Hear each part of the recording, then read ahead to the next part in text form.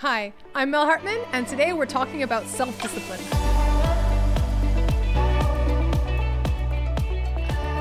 Today's card is the King of Pentacles. This king is all about material abundance. He's also an incredible leader. He's Mr. Reliable in that he is generous and he can always be depended on to find a way to get anything done, just like the most resourceful and enterprising person you can imagine. When I think of a person who embodies exactly this energy, the person that comes to mind is Oprah. Oprah is a leader. Everyone can kind of look up to her, and she's always giving others from her own place of abundance. She's a billionaire, but she acts like she's one of everyone because she understands what it's like to be at every stage of the kind of progress up the ladder of success. So what I want to talk about today is that when you look at people who are objectively successful, and I mean measured in money and in material wealth, which is, I guess, how a lot of our society measures such things, one thing that they all have in common is that they are incredible with their self-discipline.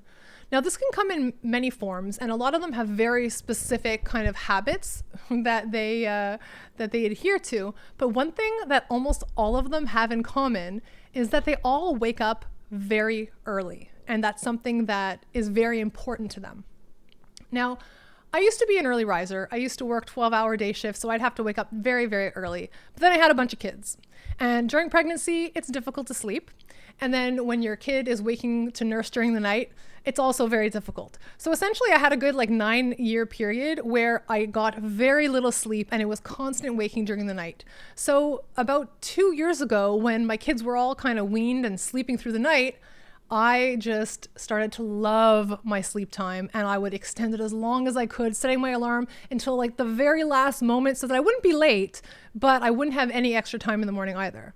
Now, this all changed in January because my sister-in-law invited me to do this 30-day yoga challenge. And I really, really wanted to do it. And I knew that I would not have time to do it during the day. There's no room for me to do yoga when the kids are awake. So the only way for me to do this would be to wake up early to do the yoga.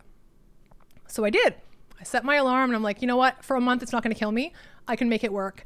So I set my alarm. Instead of at 7, I was waking up at 6:30 to do it. And that felt so good that I started waking up a little bit earlier. I set my alarm for 6. And that felt so good. Now I'm waking up around 5:30 every morning. And the yoga challenge is gone, but there's something about the act of committing to doing something that you do not need to do, that is not easy, that is just so fulfilling. And if you know what I'm talking about, then you know what I'm talking about. But if you haven't experienced that, it's indescribable. There's something about it that you probably want to feel. It makes you feel like you can do anything. So if you want a little taste of that, I challenge you tomorrow, whatever time you usually wake up, set your alarm for half an hour before that.